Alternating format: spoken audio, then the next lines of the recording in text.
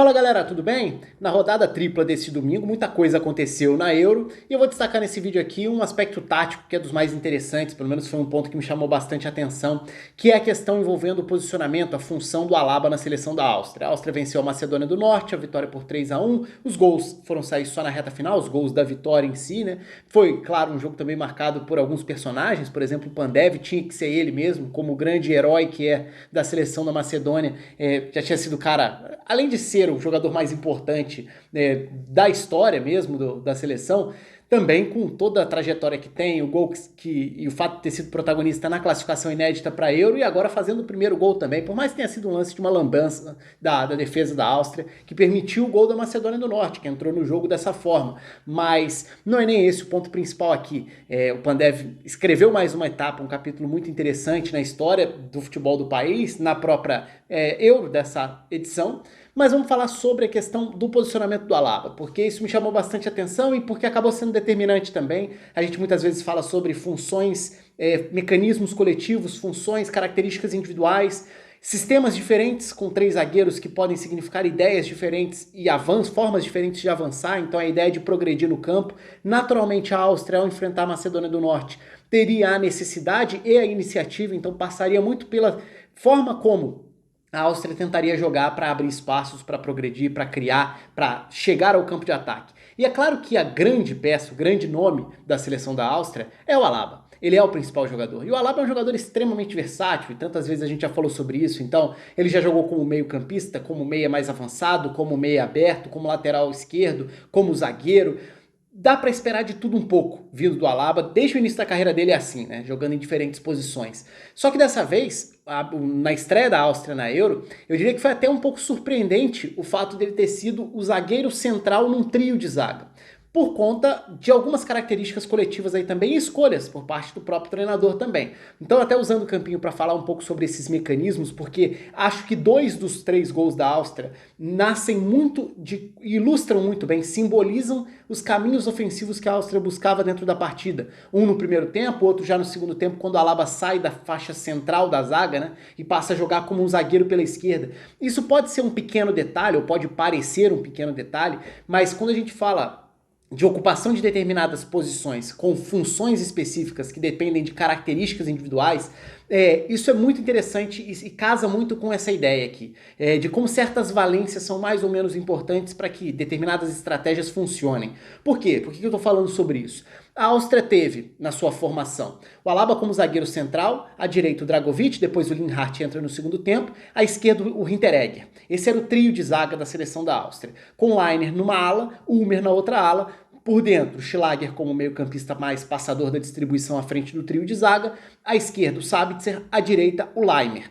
E na frente, a dupla de ataque da equipe da Áustria, começou com Baumgartner e com Kalajdzic, que fez boa temporada com o Stuttgart também, então é uma esperança da Áustria dentro dessa Euro, tentando ganhar espaço, embora o Arnautovic tenha saído do banco e é o principal atacante da Áustria, embora já não esteja no seu mais alto nível que mostrou ao longo da carreira, ainda é uma peça importante e pode desequilibrar como fez nessa estreia. Então, passado assim, esse é o desenho inicial. Aí a gente começa a questionar, tá? A partir desse desenho, como as coisas funcionam? Esse é o desenho do plano estático, mas e o plano em movimento? Como que as peças se movem para a equipe tentar avançar? E por que o Alaba jogando como esse zagueiro central? E o que isso representa na prática, né? Porque qual é a diferença do zagueiro pelo lado para o zagueiro central num trio de defesa?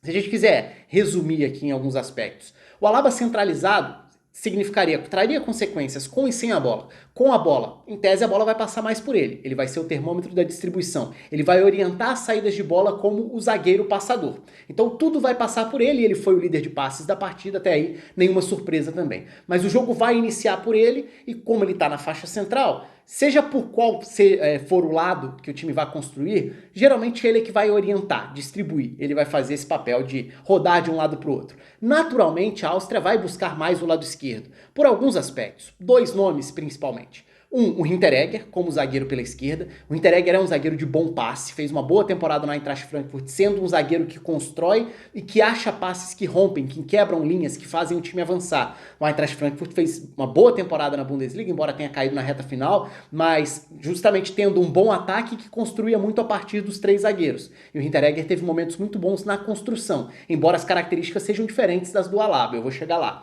Então, tendo o Hinteregger à esquerda do Alaba, naturalmente você tem aí um zagueiro com mais facilidade nessa progressão do que o Dragovic pelo outro lado. E mais do que o Hinteregger, o Sabitzer. O Sabitzer é o principal jogador de meio campo em termos de construção na Áustria também.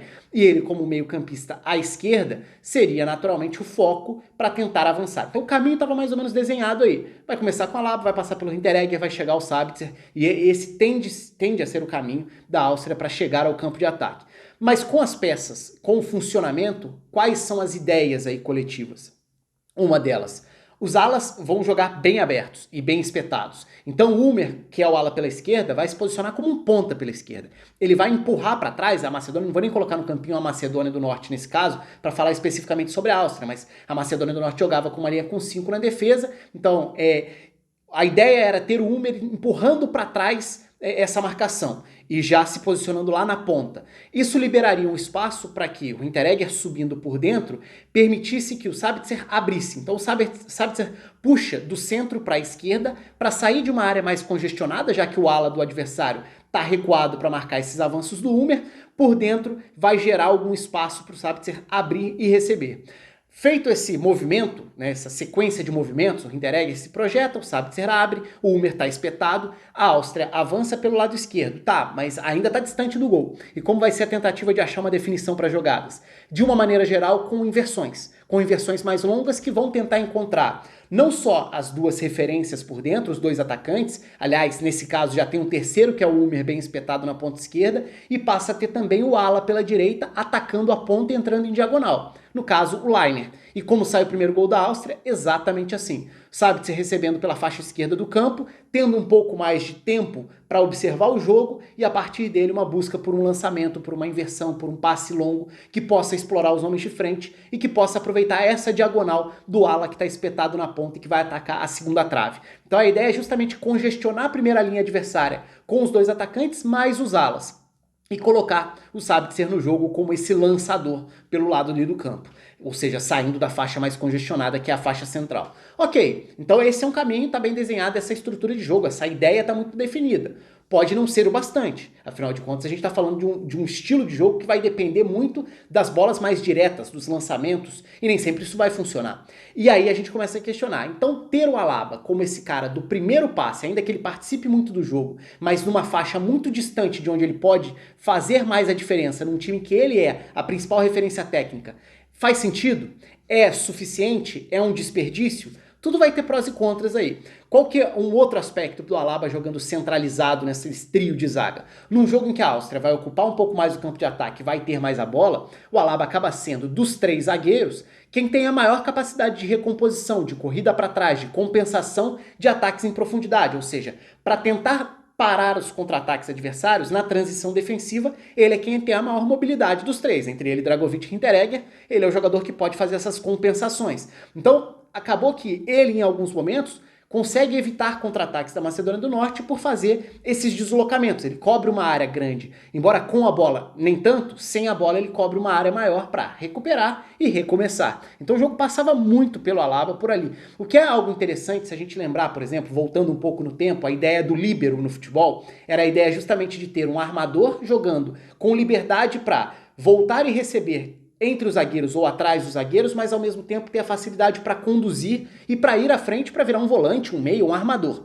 Só que no futebol atual, a marcação começa muito pelos atacantes adversários. E esses atacantes tendem a fechar o corredor central. Então, hoje, tem sido muito comum ver os times atacando com 3 zagueiros e tentando estruturar seus ataques a partir de 3 zagueiros. De uma maneira geral, o zagueiro central é o que distribui. E os zagueiros pelos lados são os que tentam aproveitar espaços conduzindo, projetando, seja para gerar uma vantagem ou para atrair adversários e causar um efeito dominó na marcação adversária. Então, é cada vez mais importante que num time que vai atacar com 3 zagueiros, que esses zagueiros pelos lados tenham a qualidade dos avanços. Porque o espaço vai se apresentar geralmente para esses caras pelos lados, enquanto o zagueiro central vai ter uma liberdade um pouco mais limitada. Ele até pode ser o cara solto para armar, mas ele não vai, ou dificilmente vai, conseguir conduzir a bola se projetando por dentro, porque ele vai bater de frente com o primeiro bloco de marcação, que geralmente vai começar de um atacante único ali, ou de uma dupla de ataque, seja qual for o sistema adversário. Então, qual que foi o ponto do segundo tempo aí? No segundo tempo, e principalmente isso acontece mais para os 20 minutos finais, mais ou menos, Alaba e Hinteregger invertem. Então o Alaba deixa de ser o cara do primeiro passe centralizado e o mais recuado do time, que ele era. O Alaba no primeiro tempo, na maior parte do jogo, foi o mais recuado da Áustria. Então ele era o cara do primeiro passe para receber logo à frente do goleiro e iniciar toda essa estrutura ofensiva. No segundo tempo, ele consegue dar assistência, inclusive, já num período em que ele tem maior liberdade para ocupar essa faixa esquerda. Então, não que o Hinteregger não tenha o passe, mas o Hinteregger não vai conseguir gerar avanços com dribles, com arrancadas com a bola. O Alaba é um jogador muito completo, né? O Alaba tem o passe que quebra linhas, ele tem a distribuição, ele tem o lançamento, ele tem o passe por baixo, ele tem a cobertura defensiva para jogar por dentro, ele tem a velocidade para se projetar por fora, ele tem o cruzamento, ele pode jogar como lateral atacando fundo, pode jogar como lateral atacando por dentro, ele pode fazer de tudo um pouco. E numa seleção como a da Áustria, que embora tenha bons nomes, não tem jogadores do nível dele, é importante que ele tenha essa liberdade para atacar numa faixa mais avançada do campo. E foi o que aconteceu na segunda etapa. Então uma simples troca dele com o Hinteregger já representou uma liberdade para ele se projetar pelo lado esquerdo. E essa projeção pelo lado esquerdo já muda um pouco essa dinâmica. Porque agora o Alaba é quem pode atacar por fora. Se ele pode atacar por fora, o Sabitzer vai ficar um pouco mais por dentro. Se o Alaba pode chegar um pouco mais próximo da linha de fundo, embora ele não tenha ido tanto à linha de fundo, mas se ele pode atacar mais pela meia esquerda, o Hummel já não precisa ficar tão espetado. O Hummel pode fazer esse papel de entrar como mais um atacante. Então muda um pouco a dinâmica e o gol sai justamente de um cruzamento do Alaba chegando não à linha de fundo, mas fazendo um cruzamento da esquerda para o gol do Gregoritch, ali o gol do 2-1. Então a posição do Alaba acabou determinando muito qual era o funcionamento coletivo, qual era o caminho que a Áustria tentaria.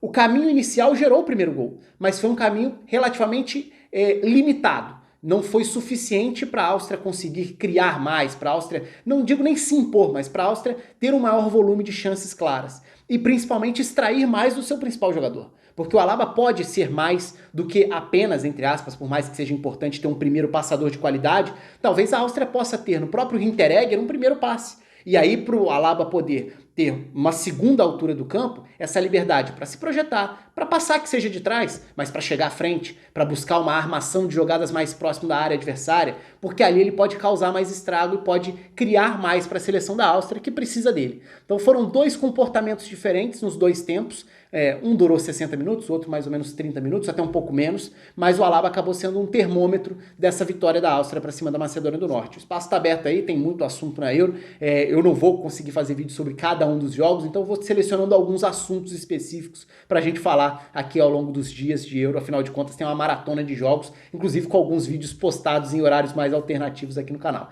Um abraço para todo mundo, se inscreva aí, curta o vídeo, compartilhe, um abraço, até a próxima.